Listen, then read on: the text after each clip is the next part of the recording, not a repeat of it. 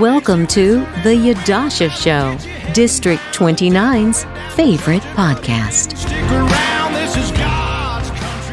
Hey everybody, and welcome back to the Yadusha Show. My name is Ann Johnston Brown, and I am your host, of course. We have on the line Yadusha Williams. She's running for Assembly District 29, but in her spare time, she hosts this show with me, and she is going to be answering some of your questions today and asking a few questions of our guest. Hey, Yadusha, how you doing?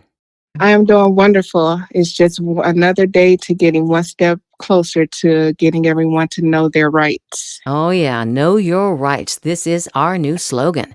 And we are intending to expound on a few rights that you may not be aware of today. And in having said that, I want to ask a question that came in to us from a listener. And this is about gun control. And the question is, where do you stand, Yadusha, on gun control, especially in light of recent national debates and Nevadans' own experience with gun violence? Oh, yes. So first, I want to say I am a CCW carrier. I do take the gun law seriously, and I am licensed in Nevada, Utah, and Arizona. So I think that everyone needs to be educated about guns in addition to what the safety precautions of it. So as far as gun control, a lot of people say that guns kill. I think that is absolutely false. Guns do not kill. People kill. If you know what you need to do to take care of yourself and your family, protect them by any means necessary. But be very mindful and educated on what you need to do to protect yourself if you were to happen to self-defense, or even if you're doing it just as a hobby. Accidents do happen, but let's face it, they're very rare when you're educated. And that's why I decided to do a gun safety class, not just for adults, but for children alike.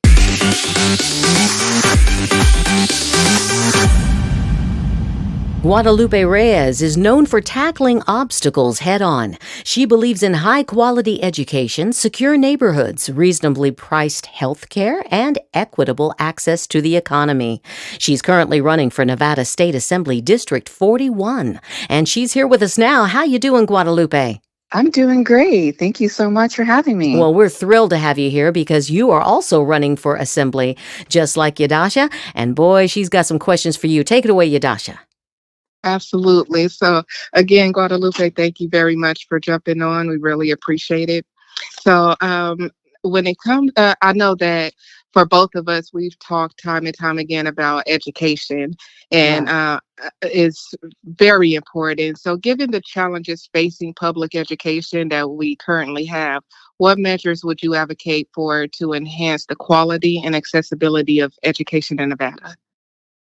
Yes, thank you so much. As you know, education is my number one priority and platform, especially quality education. Right. And as we know, right now, our children are not getting that education. They're being Not at all. indoctrinated.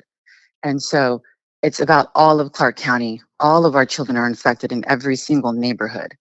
And so my plan is just to basically revise and repeal all the harmful policies, all the no DEIs, no CRTs, and all the transgendered policies, the 5139, the 6160. And those are just distractions from the learning process of our children. Absolutely. Right. They're confused. They don't know what's going on. And we just want to get back to the basics: math, science, reading. And we can look at the statistics. We're 50th in education. A third of our children do not know how to read. And that Yes. is huge problem. And so we need to revise all those policies and just get our kids back to learning. I completely agree.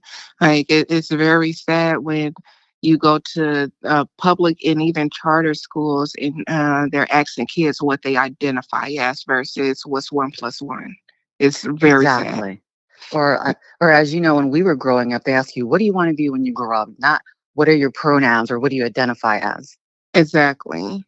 And one of my biggest issues is that they put electronics into schools heavily right now. and I think it's very unnecessary. Technology is good, but I don't think it needs to place in the school when kids can be learning how to read, write, arithmetic type of thing. So, with as far as technology in Nevada, we know that it's a great thing. How do you plan to support that sector and ensure it benefits the right areas for the state economy? Technology, like software technology? Are you talking about AI or just all in general? Tech industry growth. Okay, tech industry. Yes. Actually, my husband is in the tech industry. He's a software engineer and he works with Oh, cryptocurrency. And nice. so here in Nevada, what he's trying to do as well is have like a little tech industry come out here. And as we know, we have a lot of tech companies from California that are relocating here to Nevada because we have Right. no state income tax. And there are a lot of children who aren't, how would you say, who like to go to college, who are actually college bound. And so we have other trade things as far as like technology that they can pursue. And so, like, as far as my husband, he is self taught. He's a self taught engineer, he's an entrepreneur. And we need to bring those back here to Nevada because Right. we should be showing our kids there's other things that you can do besides working in a hotel or doing something in the entertainment industry. So to bring the tech industry to Nevada would be a huge monumental thing. I completely agree. Now, as with talking about how your husband built everything, and that's perfect with going into economic development.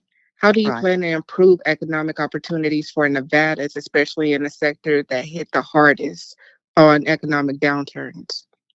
Well, I think it's just having those available things access to our people, allowing them to, we need to have a more pro business environment, which will Hmm. allow more businesses to open up, streamline the permitting process, and it will create more jobs and will allow people to invest more in Nevada. And so with enhancing that, we can enhance our workforce development as well Right. with more job training and promoting just lifelong learning opportunities so they can have skills that are not just for today, but so they can keep those jobs for longer. Okay. Yeah. And of Now, course, fostering innovation. absolutely. So, another question. Can you give an example from your political career where you successfully worked across the aisle to pass any legislation or working to get to that point? Well, since this is my actual first time running in, well, my second time running, but I've never actually been in the assembly district, there's a lot of things I would like to do and would like to pass. And there's also a lot of things that I don't want to see pass. And so I would work with my team and pass laws that are good for my community, that my community says that they want. Not, I would not just go on party lines just because it's good for my party. Right. I So, completely agree. I'm like, yeah, and that's the whole point of us having a district so we can reach our people and know what they truly want and speak for them. exactly. And when I started this journey, I actually built my platform based on what my community concerns were.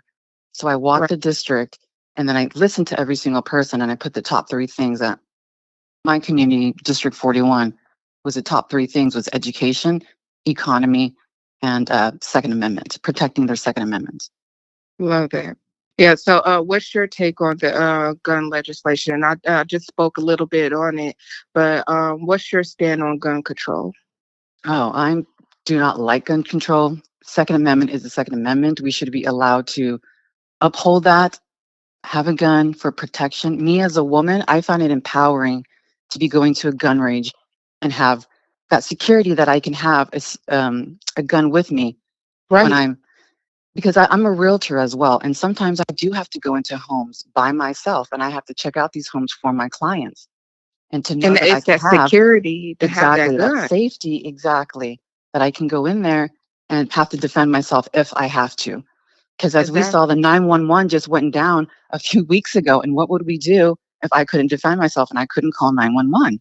Absolutely. And that's why I think it's so important that people are able to have that Second Amendment right to carry and bear arms. And because just like you, I'm out there in people's homes and I don't know these people. And I do notary. Right. So being in people's homes, you have to protect yourself. Yes, I believe that as well.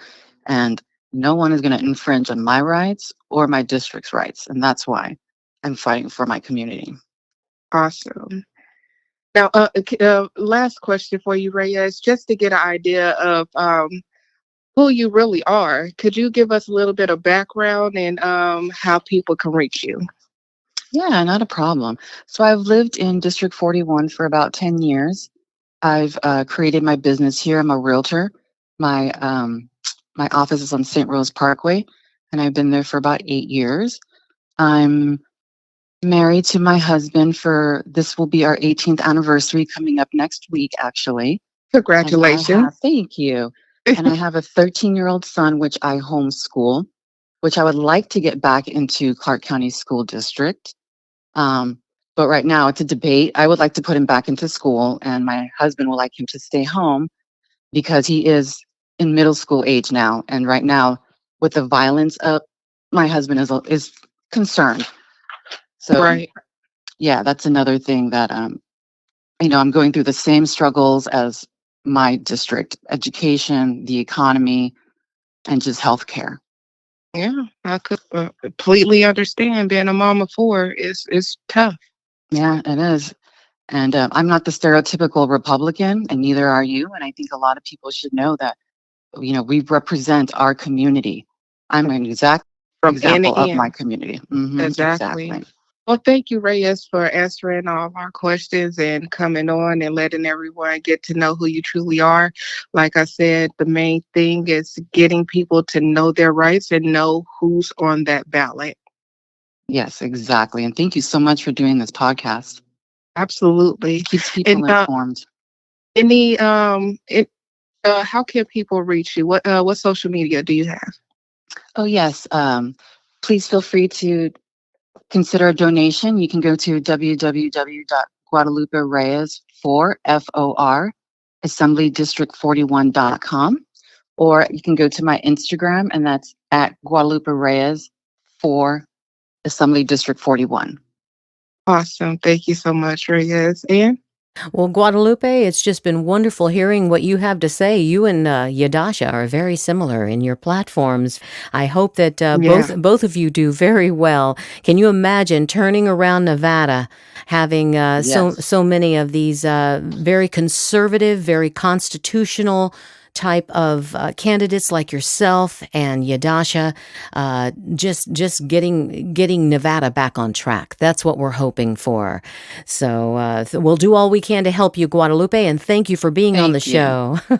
Thank you, Dash and Ann. Yeah, Appreciate I it. want to remind our audience that you can join us on Saturday, May 4th from 3 to 6 p.m. for a gun safety and firearms training fundraiser hosted by the one and only Yadusha Williams and featuring firearms instructor Frank Friends. This is a free event for the entire family, open to parents and their kids ages 5 and up.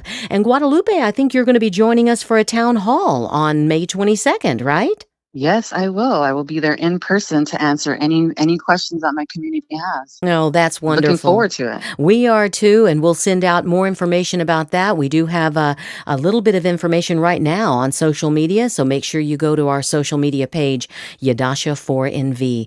All right, everybody, it's been a wonderful interview with Guadalupe. Thank you, Yadusha, and we'll have a brand new guest on the show tomorrow. I hope you tune in. Thanks a lot. Bye-bye.